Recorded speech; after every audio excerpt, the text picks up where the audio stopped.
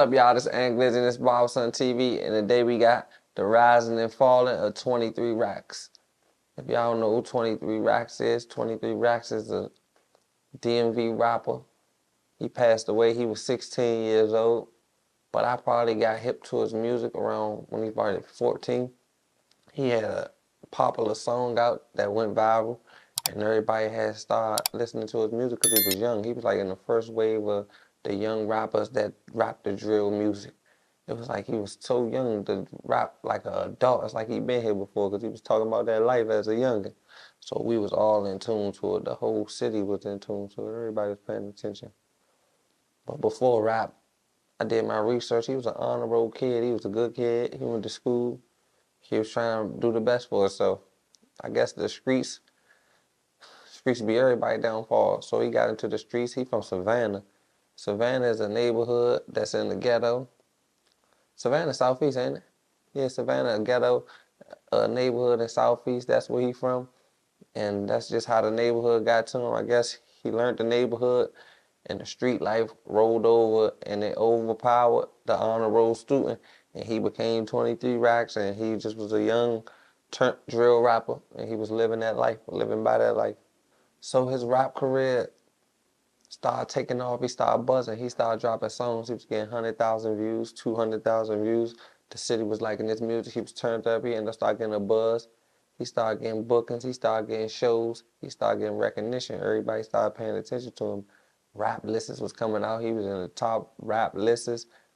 He was just buzzing. He was a young guy that was buzzing from Savannah. Savannah was on the map right now. He was bringing the neighborhood up, young guy. So he in the top names of the top DMV rappers at the time.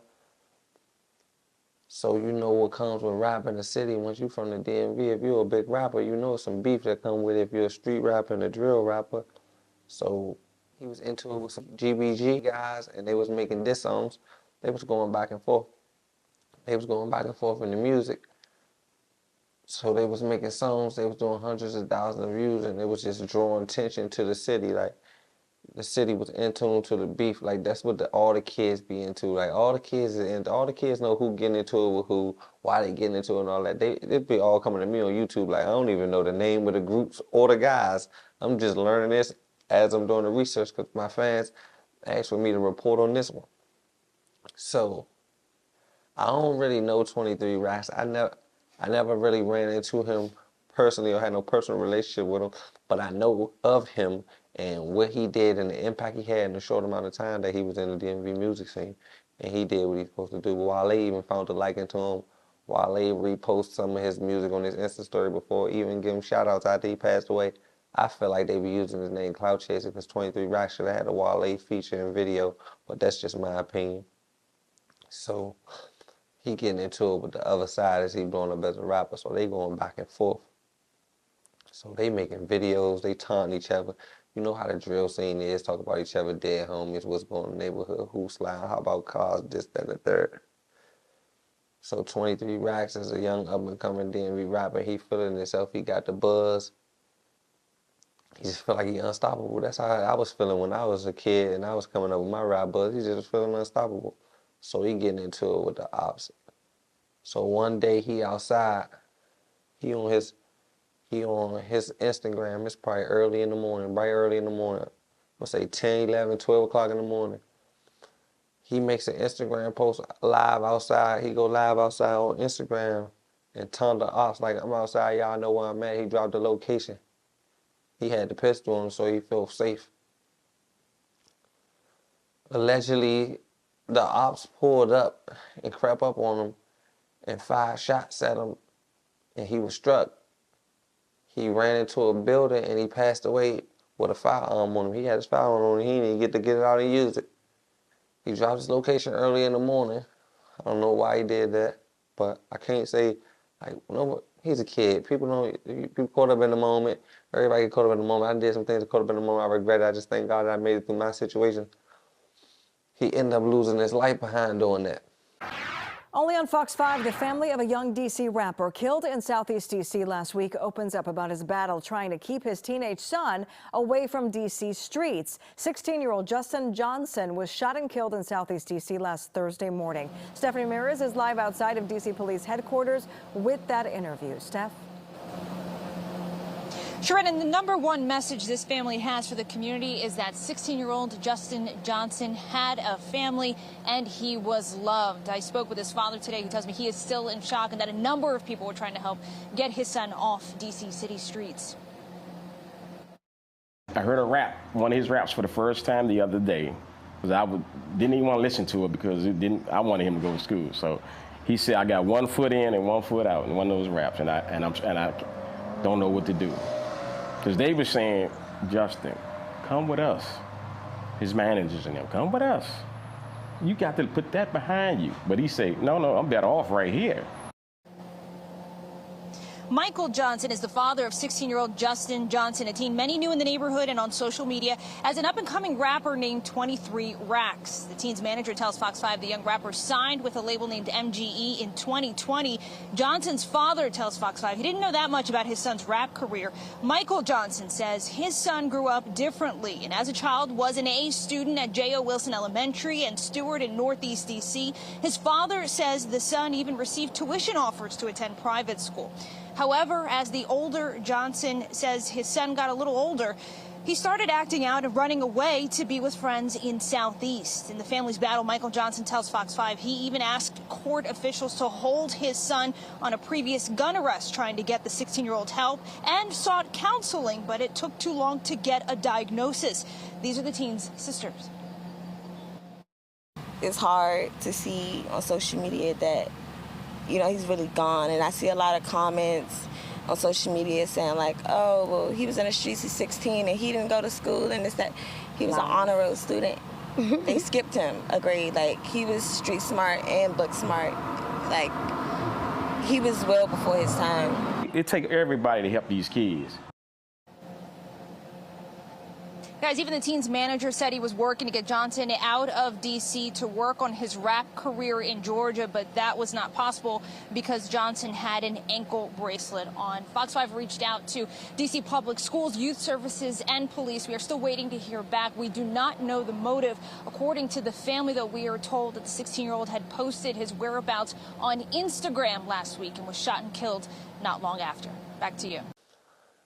So now the ops are taunting. They back on Instagram, going up on Instagram, doing what they do, saying his name, dropping songs with his name in it, just dragging his name.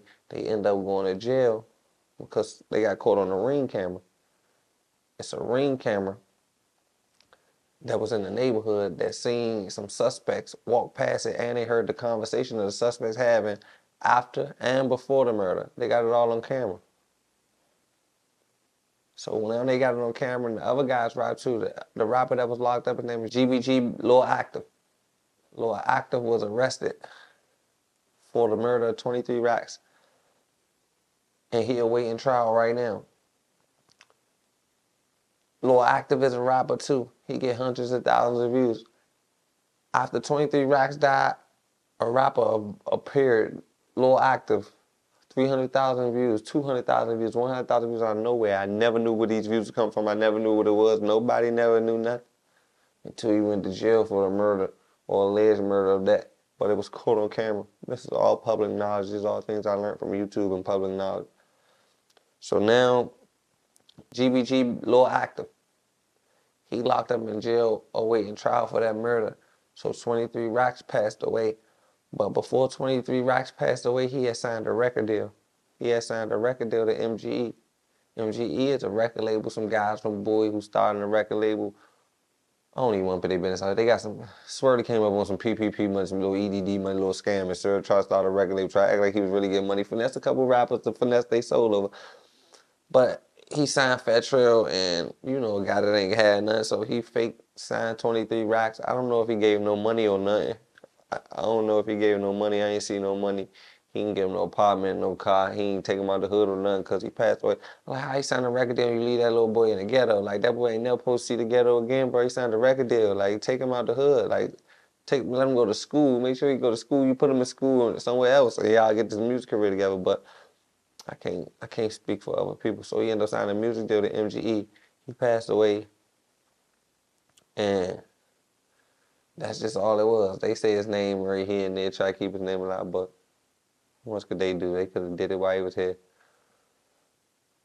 So now, Lil Active locked up awaiting trial. He been dropping music. His music do 100K views, 200K views. He blowing up, but he didn't get the time to enjoy his music blowing up because he ended up getting locked up. He awaiting trial. So if he come home or not come home, it's up for the world to know, for the world to see. But it's just a sad story. It's like, why would he drop his location early in the morning, not being humble, and just, I wish somebody was there, like a mentor, somebody that been there to show him that was wrong. People be thugging too hard. They be over thugging so much that they trick their own self out their spot. That's the reason I left the streets, y'all. The streets can give you more pain than joy. Witness 2 stated that it then heard numerous gunshots and dropped to the ground to avoid them.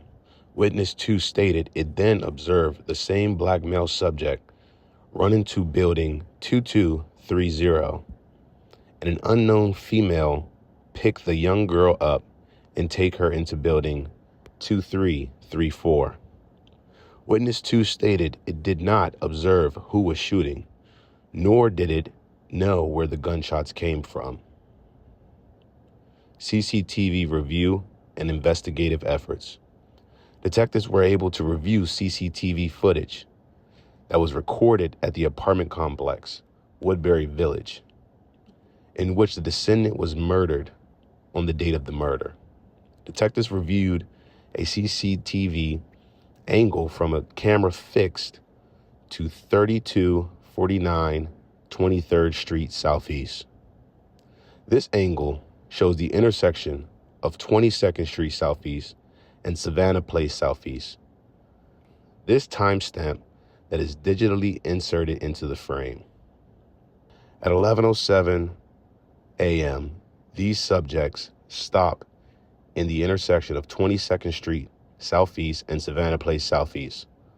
All of the subjects appear to be wearing all black clothing, including long-sleeve sweatshirts and long pants. Additionally, all three subjects concealed their faces with black face masks. One of the subjects appeared to have a white emblem on the left chest area of the sweatshirt the subject was wearing. It should be noted that the observed temperature in Washington, D.C. via National Airport at 10:52 on May 26, 2022 was 68 degrees Fahrenheit. The subjects continued to walk eastbound, where they enter an alley that separates 3245 23rd Street Southeast and 3224 22nd Street Southeast. The subjects are then picked up, exiting this alley and entering a courtyard in the Woodbury Village apartment complex at 11:08 a.m. Figure 3 shows CCTV camera angle fixed to 3235 23rd Street Southeast, which captures this courtyard. At 11:08 a.m., the three subjects interact with two other individuals who are walking in the opposite direction. Additionally, one of the subjects in the group appears to have red and white accents on his shoes. The three subjects then walk out of the camera frame and are captured on a second CCTV camera angle of the same courtyard. The subjects stop after walking a few feet, then turn around and walk back through the courtyard and leave through the same alley by which they had initially entered. The subjects are captured again at 11:09 a.m. on the camera affixed to 3249 23rd Street Southeast. Figure 5 shows the subjects after they exit the alley and continue to walk southbound on 22nd Street Southeast. At 11:10 a.m., the subjects are seen still walking southbound on 22nd Street Southeast via a CCTV angle position on the same building, but displaying the opposite direction as the camera depicted in Figure 5. Figure 6 shows the subjects continuing southbound. At 11:22 a.m., an individual wearing all black is seen stepping out from behind building 2225 Savannah Terrace, Southeast. As this individual steps out, puffs of smoke are seen on the CCTV, consistent with that of discharging a firearm.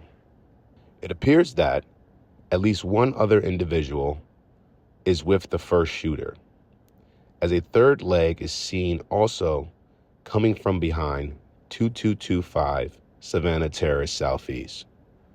Additionally, your assailant observed secondary puffs of smoke consistent with that of discharging a firearm, in conjunction with the first individual seen on CCTV. Figure 10 below, taken at the same time as Figure 9, 11:22 a.m., shows the first shooter has fully stepped out from behind the building, and the second shooter appears to be next to the first, but whose body is out of the view of the camera. The shooter is observed wearing all black clothing, with no apparent white accent on the sweatshirt. The first shooter appears to be wearing all black shoes or boots. As noted above, one of the subjects appears to have a white emblem on the left chest area of the sweatshirt the subject is wearing, and is wearing all black shoes or boots. Additionally, one of the subjects in the group appears to have red or white accents on his shoes. The third subject, later identified as the defendant, has neither a white accent on his sweatshirt nor red or white accents on his shoes. As the shooters are firing in the direction of the descendant is seen running, tripping over what appears to be a small female child who was next to the descendant, and running into building 2230 Savannah Terrace, Southeast. This is the building where the descendant is subsequently located by police officers. The shooters retreat back behind 2225 Savannah Terrace, Southeast, and are not seen again after the shooting. 36. In the area where the two shooters were standing, 11 shell casings were located by police officers and Department of Forensic Sciences evidence technicians. All 11 shell casings were 9mm. In addition to showing the three individuals, the Ring camera recorded audio of the group passing the camera. In the audio, as the three approach the camera, a siren is heard in the background. The lead individual and middle individual, depicted in Figure 11, begin to run at the sound of the siren. The third individual is then heard saying the following: "Walk. Oh my God, if I get locked up because of you, bruh, stop running. You're throwing me off. This is why I don't do with you, bruh." 42. In an additional video, the three men are seen running between houses and into the alley that runs east and west between Stanton Terrace, Southeast, and Bruce Place, Southeast. The individuals are then out of camera view. Development of Derico Johnson as a person of interest. On May 28, 2022, Detective Braxton received information from Investigator Stout. That Investigator Stout has been contacted by a source of information that may have information behind the descendant's homicide. On May 29, 2022, Investigator Stout contacted Detective Braxton. After speaking with the source of information, Investigator Stout told Detective Braxton that a non-testifying, reliable source of information, who is not an eyewitness of the homicide, provided him information about the homicide. The source of information stated Derek Damon Johnson, with an Instagram account of BLackWord8, has a son with the name of Rico, whom the source of information stated is one of the suspects in the homicide. According to the source of information, people have been approaching Derek Johnson about his son, Rico, shooting 23Rackz. Your affiant is aware that the descendant is a well-known local rapper with the stage name 23Rackz. According to the source of information, Rico's father has stated he does not want to be part of the situation. Additionally, the source of information did not know Rico's true name. On June 1st, 2022, Detective Spite of the Homicide Branch informed your affiant that he had been contacted by a source of information. The source of information informed Detective Spite that an individual by the name of Derico Johnson was responsible for the murder of the descendant. Your affiant was aware that on April 29th, 2022, Detective Decker and Detective Galley of the Homicide Branch conducted a non-custodial interview with Derico Johnson at the Homicide Branch regarding a separate investigation. This interview was audio and video recorded. The interview lasts approximately 35 minutes. Your affiant then showed Detective Decker the still image of the individual depicted above in Figure 13. Upon seeing the image, Detective Decker immediately recognized the individual displayed in Figure 13 as Derico Johnson. Detective Decker said that he relied on his knowledge of Derico Johnson through his investigation, particularly the non-custodial interview that Detective Decker had conducted with Derico Johnson at the end of April. Based upon this information, your affiant prepared a be on the lookout bolo for Derico Johnson, seeking him for questioning regarding the murder of the descendant. This bolo was disseminated to all MPD members on June 1st, 2022. Non-custodial interview of Derico Johnson. On June 1st, 2022, a 7th District MPD officer contacted your affiant. The officer stated that he had located Derico Johnson, who was, at the time, seated in the back of the officer's marked MPD cruiser.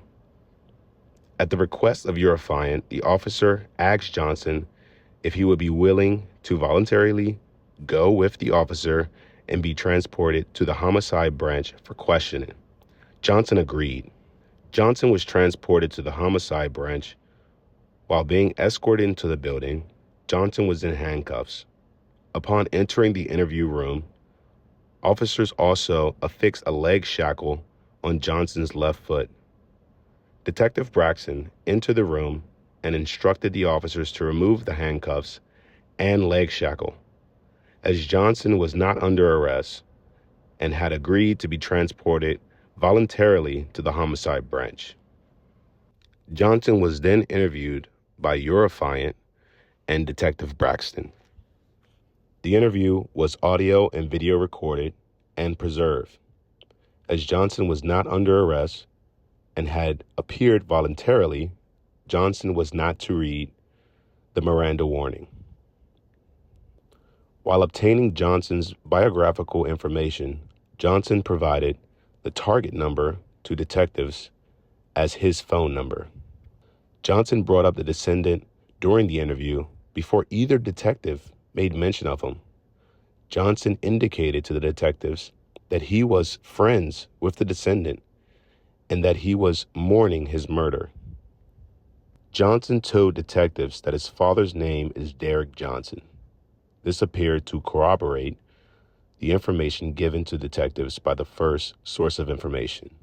Initially, Johnson denied being near the scene of the descendant's murder on May 26, 2022. Johnson stated that he had woken up, gone to a nearby convenience store, and then gone straight back home. Your affiant and Detective Braxton proceeded to show Johnson CCTV still photos that were obtained during the investigation. First, Johnson was shown the still image that was depicted above in Figure 13. Upon seeing the image, Johnson was asked if he recognized the person in the image. Johnson stated, "That's me. I can see that. Obviously, that's me." Johnson identified himself as the individual depicted in Figure 13. Johnson proceeded to tell detectives that he had previously lied and that he was in the vicinity of the descendant's murder. Johnson initially said he had been wearing shorts, but corrected himself after seeing CCTV images. Johnson also said that he was wearing black Nike boots when he was outside. Johnson stated that he had gone around 23rd Street Southeast in order to see his aunt. He said, then he walked down the hill, which he indicated as being 22nd Street Southeast. Johnson said when he went down the hill, he got into a car with somebody whom he could not identify, but stated was female. Initially, Johnson also said that he was alone and was not with anybody when he was in the area of the descendant's murder. Detectives first shown Johnson the image in Figure 11, to which Johnson stated that he had just met up with two other individuals while he was walking home. Detectives then showed Johnson the image depicted in Figure 2, pointing out the similarity in clothing, particularly the white emblem on the sweatshirt of one of the individuals. Johnson again corrected himself and said that he also saw the same individuals while standing in the intersection of Savannah Place Southeast and 22nd Street Southeast. Detectives asked if Johnson could identify himself in the image used in Figure 2. Johnson pointed to the individual in the middle of the group, indicating that was him. Johnson told detectives that he then walked into the Woodbury Apartments complex in order to go see his aunt, to go get something. Detectives showed Johnson a still image from the same CCTV camera that is depicted in Figures 3 and 4. Johnson again identified himself, pointing to the male that appears to be leading the group of subjects. Johnson said that he met with his aunt, who was with another male. Johnson was shown an image from the same camera depicted in Figure 4, and Johnson identified the two people he interacts with as his aunt and a male friend of his aunt. Johnson said that the group then left the courtyard area after he saw his aunt. Johnson was then shown a CCTV still frame of the group of subjects walking down 22nd Street after leaving the courtyard. When asked, Johnson said he could not tell where he was in the image. Johnson stated that the group walked down to the end of 22nd Street Southeast, where there is a parking lot. This parking lot is adjacent to the yellow rectangle depicted in Figure 8. That is the trail allowing access to this area where the shooters stood during the descendant's murder. Johnson said that when he got to the parking lot, he got into a vehicle with a female. He described the vehicle as a white Toyota Camry. Johnson said that the two males did not get into the car with him. Detectives asked Johnson if he had his cell phone with him. Johnson stated that he did. Johnson stated that he had not loaned his phone out to anyone else during this time. Johnson also stated that he had heard gunshots as he was getting into the car in the parking lot. He could not recall how many shots he heard.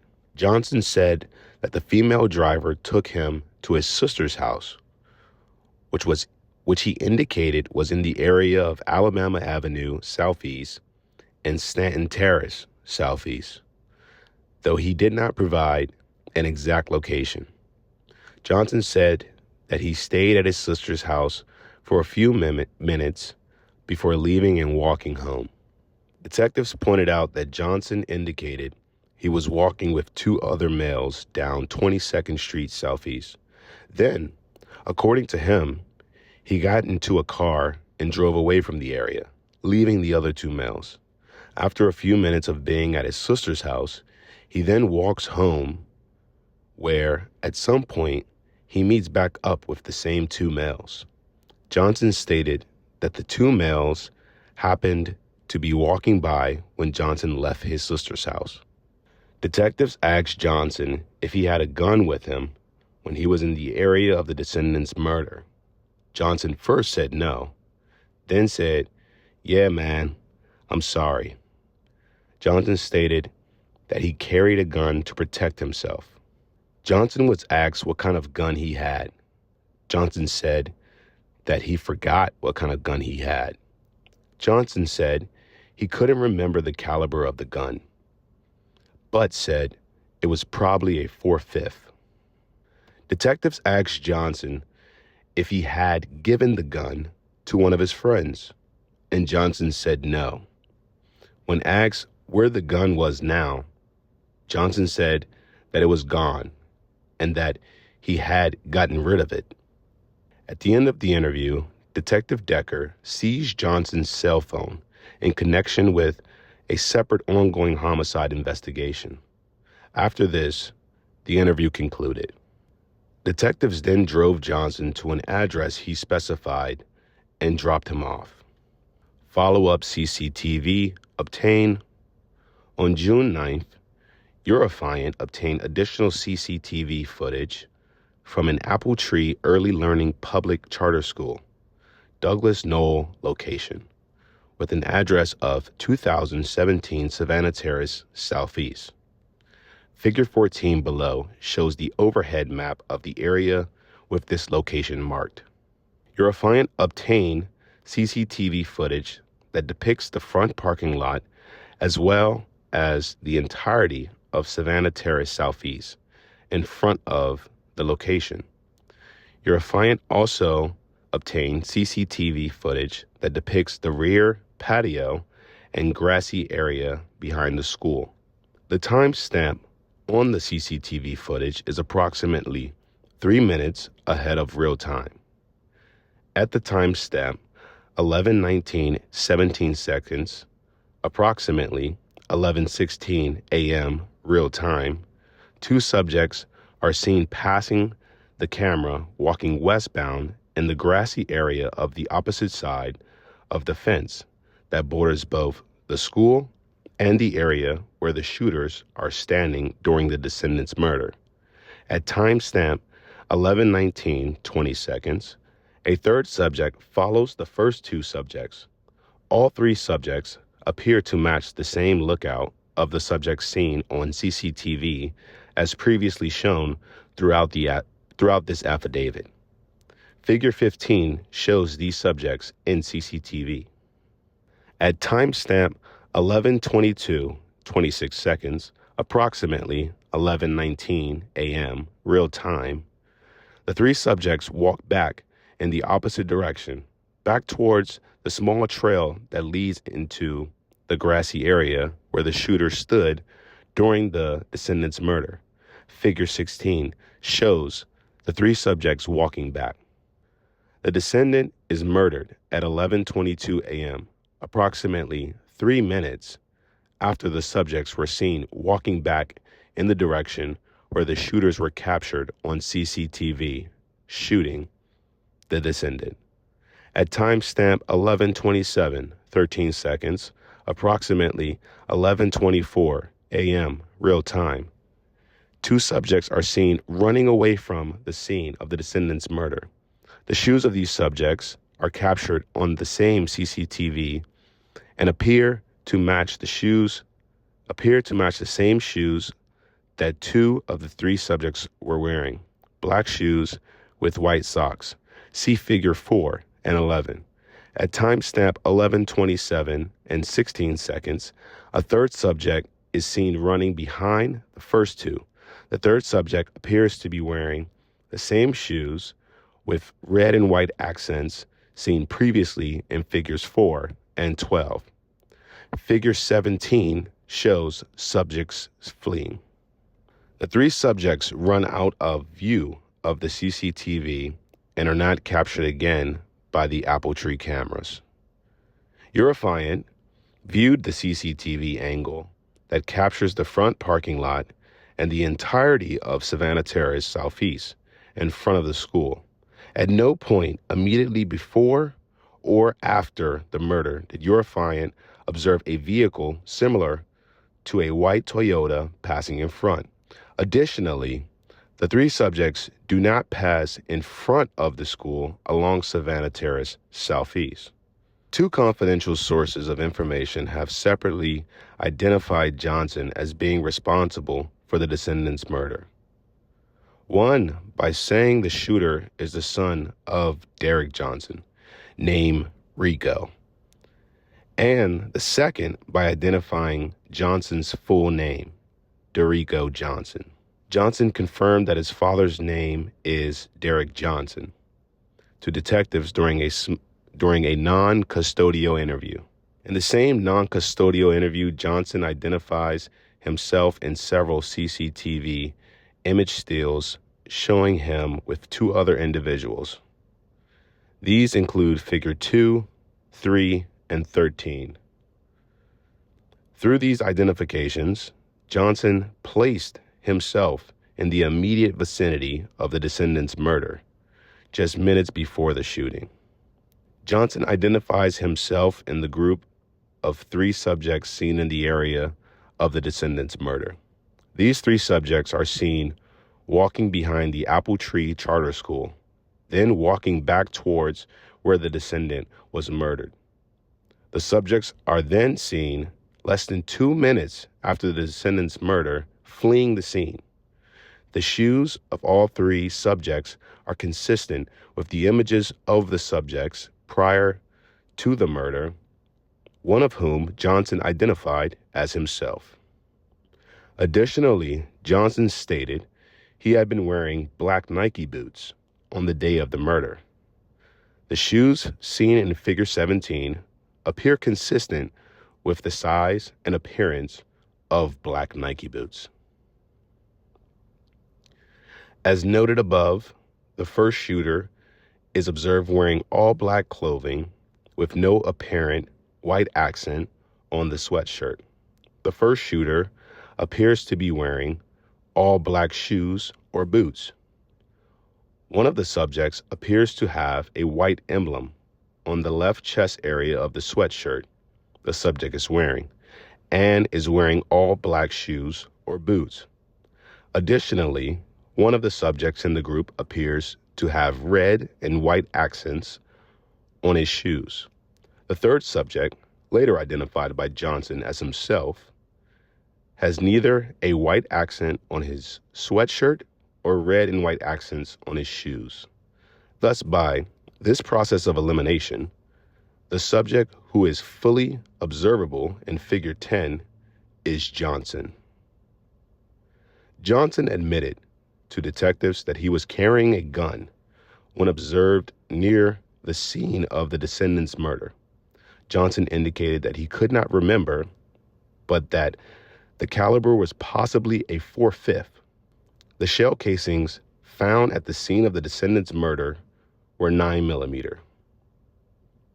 Based upon the review of CCTV, which captures the immediate area of the offense, Eurofient does not observe a white Toyota immediately before or after the descendants' murder, disproving Johnson's statement that he entered a Toyota with a female and was driven away from the area down Savannah Terrace, Southeast, prior to the murder.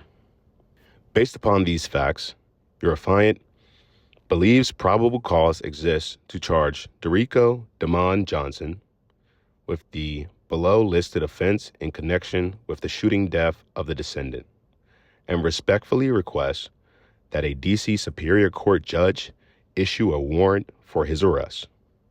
But this a crazy story. So yeah, this for the people that ain't know who 23Rackz was. 23Rackz was a DMV rapper. He got into it with his ops and he dropped his location. And when he dropped his location, apparently some guys pulled up and shot him.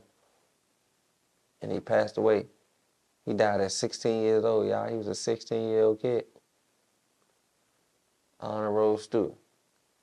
Sad story. It's rising and fall of 23Rackz, Barbarason.